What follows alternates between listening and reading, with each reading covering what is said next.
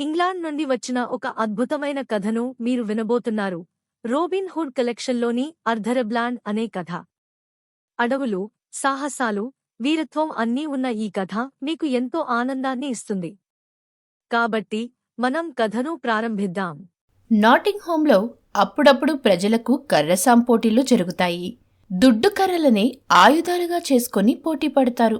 అంతకుముందు అక్కడ ఈ పోటీలు గెలిచిన అతని పేరు ఆర్థర్ ఏ బాండ్. అతనితో ఆ ఊళ్ళో ఉండే ఎవరూ పోటీ పడ్డానికి సాహసించరు. అందుకని దూర ప్రాంతాల ప్రజలే పోటీ పడతారు.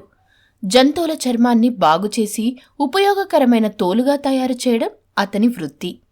ఎప్పుడైనా పోటీలు జరిగినప్పుడు తోళ్లను బాగుచేసే గుంతలాంటి చోటి నుండి బయటకు వచ్చి పోటీ గెలిచేసి మళ్లీ లోపలికి వెళ్ళిపోయేవాడు.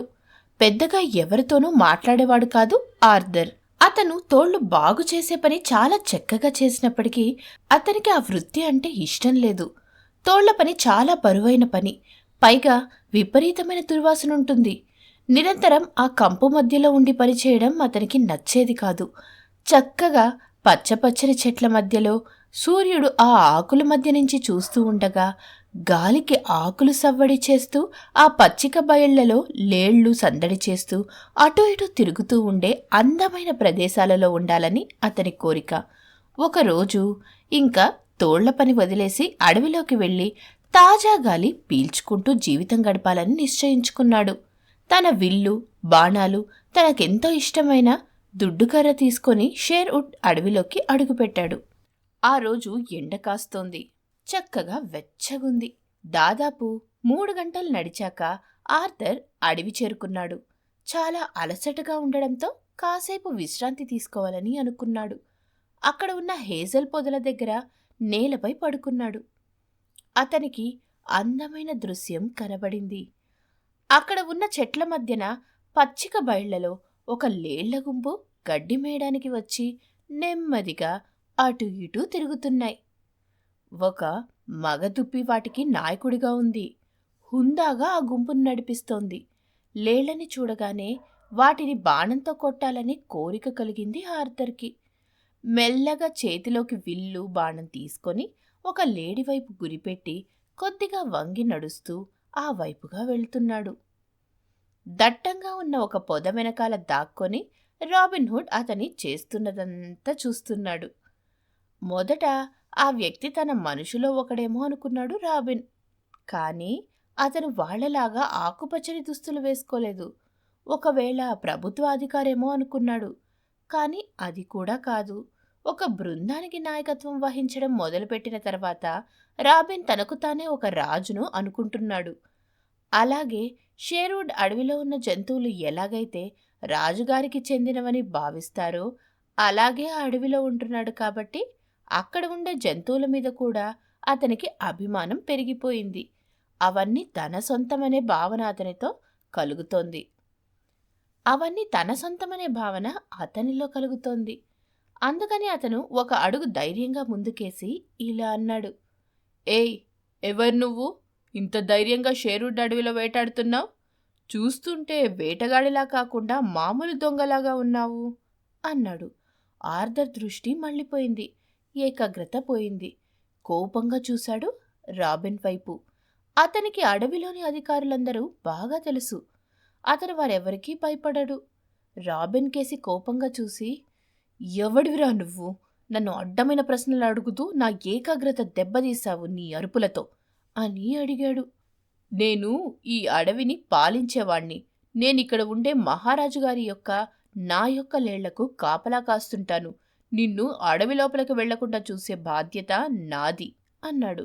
ఆ మాటకి ఆర్థర్ చులకనగా నవ్వి తనకున్న శక్తి సామర్థ్యాలు, తన దగ్గర ఉన్న ఆయుధం మీద నమ్మకంతో, నీ దగ్గర విల్లు బాణాలున్నాయి, కానీ నాకు వాటితో పోరాడడం మీద పెద్దగా ఇష్టం లేదు. ఇందాక నాతో మాట్లాడడానికి వచ్చినప్పుడు నీ దగ్గర కూడా ఒక దుడ్డుకర్ర చూశాను. నువ్వు దాన్ని తీసుకో, మన బలాబలాలు చూసుకుందాం అన్నాడు. ఇద్దరూ తమ దుడ్డుకర్రలు తీసుకొని పోరాటానికి సిద్ధమయ్యారు. ఆ కర్రని ఎవరు వేగంగా తిప్పగలరో వారు కర్రసాములో గొప్పవారని లెక్క. ఆ విధంగా ఆర్థర్ తన దుడ్డుకర్రను పట్టుకున్న విధానం, తిప్పుతున్న విధానం చూసిన రాబిన్ కర్రసాములో అతను చేయి తిరిగిన వాడని అర్థం చేసుకున్నాడు. కొంచెం ఆగు అంటూ రాబిన్, నా కర్ర నీ కర్ర కన్నా పొడువుగా ఉన్నట్టుంది. మనిద్దరి కర్రలు కొలిచి నా కర్ర పొడవుగా ఉంటే కొంచెం విరగ్గొడతాను. అప్పుడు మనిద్దరి కర్రలు సమానమవుతాయి అన్నాడు. అబ్బా వదిలేద్దు, నిన్ను చిత్తుగా ఓడించడానికి ఈ పొడవు సరిపోతుందిలే, కాని ఇప్పుడేం కొలవక్కర్లేదు అన్నాడు ఆర్థరు. ఆర్థర్ కర్ర తిప్పుతున్న విధానం చాలా బాగుంది. కానీ రాబిన్ కర్ర తగిలి అతని నెత్తిమీద దెబ్బ బలంగా తాకింది. రక్తం వచ్చింది. ఆర్థర్ కూడా వెంటనే రాబిన్ తల మీద గట్టిగా ఒకటిచ్చాడు.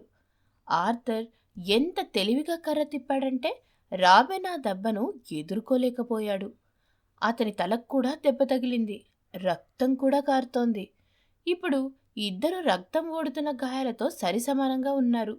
ఇద్దరికి అనిపించిందేంటంటే అవతలి వ్యక్తి కర్ర విసరడంలో నేర్పరి అని. కర్రసాము కనుక మొదలు పెడితే చాలాసేపు సాగుతుందని. ఎందుకంటే సమ ఉజ్జీలతో పోటీ పడుతూ ఆ పోటీ ఎప్పటికీ తెమలదు. పోరాటం మొదలైంది. ఒకరినొకరు కర్రలతో కొట్టుకుంటూ ఉన్నారు. ఆ కర్రల శబ్దం అడవిలో మారుమ్రోగుతోంది. ఆర్థర్ ఇంతవరకు ఎవరితో పోరాడినా 5 నిమిషాలలో ప్రత్యర్థిని ఓడించేసేవాడు. కానీ ఇక్కడ అలా జరగడం లేదు. రాబిన్ కూడా చాలా శక్తితో తెలివిగా దెబ్బ వేస్తున్నాడు. రాబిన్ కూడా చాలా నైపుణ్యం ఉన్న యోధుడని ఆర్థర్కి అర్థమైంది. రాబిన్ కూడా గెలవాలని చాలా ప్రయత్నిస్తున్నాడు.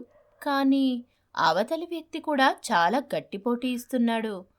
దాదాపు 2 గంటల పాటు కొట్లాడుకున్నాక ఇద్దరూ అలసిపోయి ఆ కర్రల మీద ఆనుకొని నిలబడ్డారు. ఇద్దరికీ ఆయాసం వస్తోంది. చెమటలు కారిపోతున్నాయి. ఇక్కడికి మనం దెబ్బలాట ఆపుదాం, లేదంటే మనం ఇలా కొట్లాడుకుంటూనే ఉంటాం. నువ్వు ఏ అభ్యంతరం లేకుండా అడవిలోకి రావచ్చును. అయితే అసలు నీ పేరేంటి? నువ్వు ఏం చేస్తూ ఉంటావు? అది చెప్పు ముందు. రాబిన్ అతన్ని ప్రశ్నించాడు. నా పేరు ఆర్థర్ ఏబాన్. నేను తోళ్లు బాగు చేసే పని చేస్తూ ఉంటాను. రాబిన్ తన ఇల్లు వాకిలి వదిలేసి అడవిలో ఉంటున్నాడు. అతనితో ఉన్నవాళ్లందరూ కూడా రకరకాలుగా రాజునో రాజ అధికారులనో ఎదిరించి రాజద్రోహులుగా పేరుపడినవారే. ఇలా వచ్చిన వారందరూ సైనికులకు దొరకకుండా అడవిలో ఒక నివాసం ఏర్పాటు చేసుకున్నారు.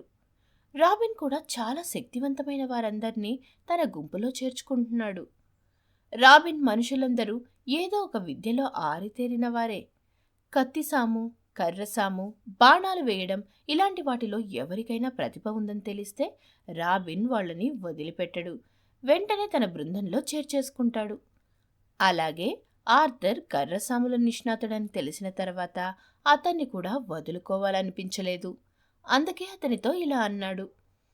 నీ తోళ్ల పనిని వదిలేయ్, వచ్చి నాతోనూ నా మనుషులతోనూ కలిసి ఉండు. నా దగ్గర ఉండే లిటిల్ జాన్ తర్వాత ఇంత బాగా కర్రసాము చేసేవాణ్ణి నిన్నే చూస్తున్నాను అన్నాడు. లిటిల్ జాన్ మీ మనిషా? అంటే మీరు వారి నాయకుడు రాబిన్ హుడ్డా అని ఆశ్చర్యంగా అడిగాడు ఆర్థర్. అవును నేనే, కొంచెం గర్వంగా బదులిచ్చాడు. అలా అయితే మీ బృందంలో చేరడం నాకు గర్వకారణం. ఇద్దరూ చేతులు కలుపుకున్నారు. రాబిన్ అతన్ని తన బృందంలోకి ఆహ్వానించాడు. నేను లిటిల్ జాన్ని కలవాలనుకుంటున్నాను. అతను నాకు బంధువు అవుతాడు. అతన్ని కలిసి చాలా రోజులైంది. రాబిన్ తన దగ్గర ఉన్న బూరను తీసి ఊదాడు. వెంటనే చెట్ల మధ్యలోంచి పొడవుగా లావుగా ఉన్న వ్యక్తి బయటకు వచ్చాడు. లిటిల్ జాన్ రాబిన్ రక్తమోడుతున్న ముఖం చూసి కంగారు పడ్డాడు. ఎవరు మిమ్మల్ని ఇలా కొట్టింది? మన ఎదురుగా కొంచెం కూడా భయం లేకుండా నుంచున్న ఈతగాడేనా? మీరు ఊ అనండి, వీణ్ణి సున్నంలోకి ఎముక లేకుండా చితగ్గొట్టేస్తాను అని అరిచాడు. లేదు లేదు, ఇవాళ చాలా అద్భుతమైన పోరాటం చేశాం మేమిద్దరం. ఇతను కర్రసాము అద్భుతంగా చేస్తున్నాడు. ఇతను కూడా మీ ఊరివాడేనట చూడు. ఎదురుగా ఉన్న వ్యక్తిని పరీక్షగా చూసి లిటిల్ జాన్ ఆనందంతో కేక వేశాడు. ఓ, ఇతను నా కజిన్ ఆర్థర్. నాటింగ్ హోమ్లోకెల్లా కర్రసాముకి పెట్టింది పేరు. ఇద్దరు చాలా రోజుల తర్వాత ఒకరినొకరు చూసుకున్న ఆనందంలో ఇద్దరూ కౌగిలించుకున్నారు. కాసేపు చిన్ననాటి ముచ్చట్లు చెప్పుకున్నారు. ఆ రోజు వారికి చాలా ఆనందంగా గడిచింది. అతన్ని కూడా రాబిన్ వాళ్ళుండే రహస్య ప్రదేశానికి తీసుకెళ్లారు. కొత్తగా తమ బృందంలోకొచ్చిన వ్యక్తిని తన సభ్యులకు పరిచయం చేయడానికి ఆత్రంగా ఉన్నాడు రాబిన్. ఈ కథ మనందరికీ ఒక ముఖ్యమైన నీతిని నేర్పుతుంది. అది నిజాయితీ మరియు ధైర్యం యొక్క ప్రాముఖ్యత.